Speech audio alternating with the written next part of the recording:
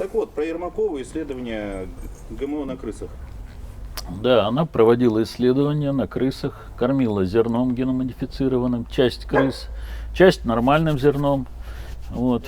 И те, кто ел нормальное зерно, они совершенно были здоровые и плодились, плодились и плодились. А вот те, кто перешел на геномодифицированные зернышки, они уже на втором поколении стали вырождаться. То есть либо рождались мутанты, либо вообще переставали плодиться.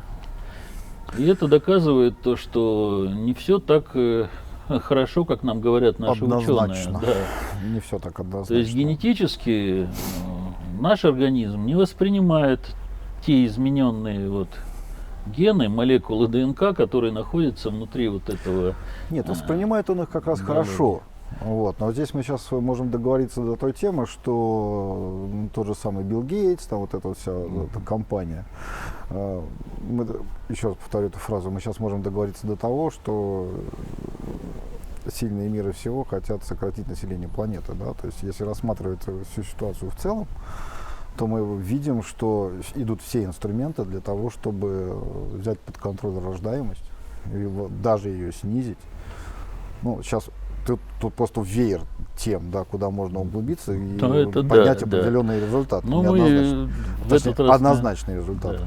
Ну, люди сами должны понимать уже, у кого есть критическое мышление, то, к чему вот это этот все вот идет. эксперимент на крысах, конечно, по-моему, этот эксперимент показал. уже давным-давно на людях идет. А здесь ведь еще один фактор. Да, какое-то ГМО безопасно, какое-то. Но самое главное здесь вопрос. А мы ГМО же не так давно начал использовать. Мы пока не видим вот то, о чем мы говорили, как вот этот накопительный эффект. В долгосрочной перспективе нет, конечно. Мы еще статистику не набрали. Это тоже вот тема, которая ведет как раз к теме долгосрочной перспективы. Кстати, Ермакову лишили и кафедры, и каких-то, по-моему, званий, регалий. Вот теперь она на вольных хлебах. А почему это происходит? Наоборот, она как бы поднимает такую тему, которая могла бы вывести на чистую воду вот тех, кто производит такую продукцию сельскохозяйственную. Но почему-то вот посчитали, что это вредит экономике страны, и взяли ее, убрали. А те, кто сильные мира, они, естественно, такую продукцию не употребляют. У них вон в Новой Зеландии свои фермы есть, которые поставляют им все продукты в чистом виде. Вот. И они едят только органическую пищу. Людей загоняют в ситуацию, чтобы жить здесь и сейчас. Да. И не думать о том, что завтра. Потому что любые какие-то инновационные, действительно практично полезные вещи, которые человек придумывает и выдвигает. А вот посмотрите, вот даже юмореска такая была, возможно, кто-то смотрел и вспомнит. Приходит ученый фармакологии, говорит, я, изобрел лекарство. Говорит, хорошо, как молодец. Говорит, от чего лекарство? От всего. В смысле от всего? Говорит, вот у меня это болит. Попить. Он пьет, раз. Действительно прошло. Говорит, а голова болит? Говорит, еще попить. Голова прошла. Говорит, и что? Говорит, и как часто пить надо? Говорит, все, не надо ничего. Говорит, голова не будет больше никогда болеть? Говорит, никогда. Он говорит, как здорово. Но это нам не надо. В смысле не надо? Говорит, у нас есть вот этот. Такого лекарства, от этого, от этого, от этого. И он там мел начинает раскладывать. Один и тот же кусок начинает рубить. Понятно, да? Вот. Поэтому я сейчас к чему это все говорю? Людей загоняют в условия жить здесь и сейчас. Когда приходит какое-то рациональное решение, полезное для человечества, для общества, ответ автоматически идет. А это надо. Зачем? Тут вот этот сделай, сейчас вот быстренько вот это получишь, и у тебя все будет хорошо. Убивает рациональность. Рациональность — это долгосрочная перспектива благополучия. Она получается, что не нужна. Нужно постоянно тратить. Еще раз повторяю, выращивается общество потребителей, которые должны потреблять стабильно и долго, и за это платить. То есть сейчас вся экономика, вот вообще вот срез планеты, если посмотреть, она вся экономика идет на аренду жизни. Вот если еще углубиться, уже начинают приниматься законопроекты, даже не приниматься, а еще только они даже если они возникают на стадии только рассмотрения, обсуждения, это уже сигнал. Целесообразность в Европе жить больше 73 лет. То есть человек достиг, по-моему, 73 года, если не ошибаюсь. То есть человек, если достиг этого возраста, он должен доказать свою целесообразность, чтобы жить дальше. Что за бред? Да.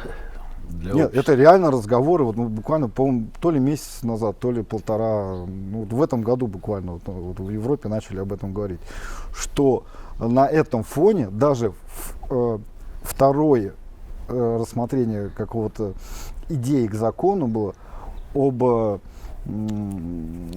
легализации эвтаназии. То есть человек пожилой, ну что с него взять? Ну все, и там якобы государство семье платит компенсацию, если человек добровольно, вот он такой молодец, он говорит, все, ну что, убейте меня, и вот как бы семье сделается, то есть благими намерениями вымощена дорога, сами знаем куда. Вот к чему. Эти вещи на полном серьезе сейчас обсуждаются. И мы сейчас говорим, ой, химтрейлы травят нас, вот они вот накопительный эффект. Вот если сейчас вот копнуть туда, химтрейлы, это, ребят, это уже тот этапчик, который прошел. Если, кстати, обратить внимание, на небе их сейчас видно все меньше и меньше. Ну, их не так часто сейчас можно увидеть. Можно. Появились иные технологии управления, более эффективные. Более эффективные. То есть мне сейчас такое чувство, что вот эти вот химтрейлы во время ковида, пандемии, они сыграли свою роль и просто с неба спустились в ампулы для шприцов. И в социальные технологии. То есть я сейчас не буду говорить, что это там какие-то прививки плохие, там, либо еще что-то, вакцины, там, нет, не буду говорить. Вот. Но стойкое ощущение, что происходит именно так. Не надо про это говорить, потому что у нас тогда ролик на ютубе забанят. Да. Кстати, вы знаете, очень смешная ситуация. Кстати, я вообще... Ну, я про это не говорил. А мы уже сказали много, и ГМО сказали, и ковид сказали. Вот я Ну и что? Специально повторяю, ГМО и ковид. Говно ковид. Ролик забанят. Я буквально год назад выпускал интервью, которое я писал с Петром Петровичем Гореевым, где он подробненько как раз поднимал тему ГМО и говорил, что, ребят, это те грабли, которые нам не шишку набьют, они нас убьют. Да. Знаете, что произошло? Я специально даже скриншот сохранил. Мне YouTube забанил этот ролик с пометкой, что я распространяю фейковую информацию, противоречащую принципам ВОЗ. Ну, понятно. Я специально это заскриншотил. Мне страйк. Всероссийская организация здравоохранения? Да. Что, серьезно? Нет, всемирный. Ну, Всероссийская организация здравоохранения. Вот. Всемирная. Ой, фу, вот. Всемирная, блин, я говорю. Поэтому, когда появляются слова, еще раз повторим для Ютуба, ГМО и ковид, включаются фильтры. Ну Понятно. ничего, мы, если что, это... Ну, Запердим. Да, запикаем.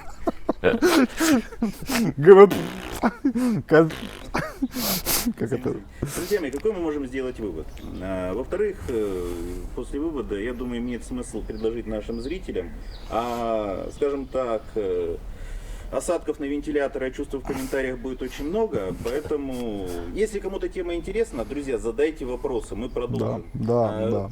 Вывод какой этим можем сделать? Олег Сергеевич, Игорь Львович. Я сейчас в шутку скажу, ты можешь вырезать. Без запикивания. Без запикивания. Не пейте воду из луж, вода с неба падает. Ну, это, в принципе, конечно, плохая идея, но... Раньше можно было. Раньше можно было, кстати, да. Кстати, да. В лес можно было ходить и клещей не бояться. Ну, или так. Кстати, по поводу того, что падает с неба, вот вы мне напомнили, я помню, что у меня там за коробочка лежит, и там какая-то черная копоть. Я сейчас вспомнил, зачем мне эта коробочка лежит. Месяца 3 назад я выхожу, смотрю, у меня машина засыпана каким-то буквально пеплом, липким.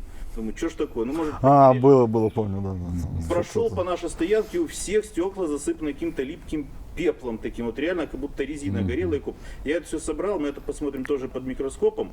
И вот буквально 2 раза это было. То есть реально какая-то фигня падала с неба. Может быть, это был какой-то индустриальный выброс. Может быть, район, может. Быть. Это было примерно где? Ну, это было примерно в Тушино. Примерно в районе Планерной.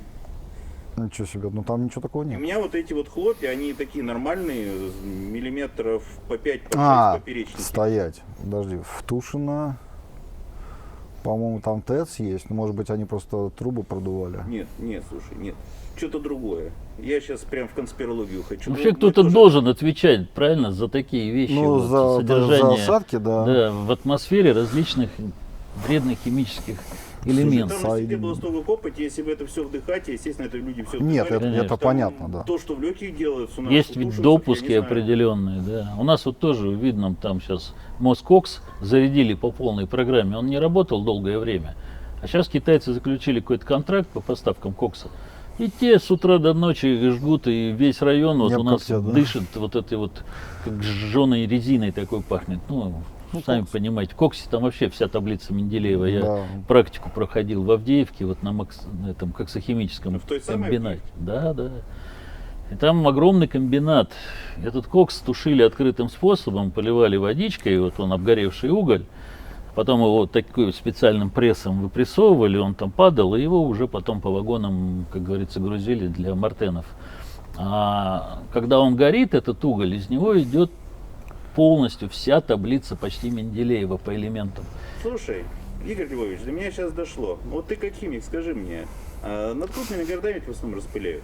А можно сделать какой-то реагент, который ты выпускаешь в самолет, он выступает как катализатор, чтобы вот то вот самое пакостное безобразие, которое накапливается в атмосфере, просто чтобы оно реально ушло, не растворилось, это самое, вот прям что. Оно не растворится.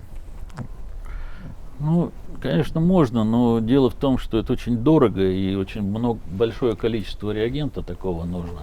И опять же оно все осядет конечно. Куда?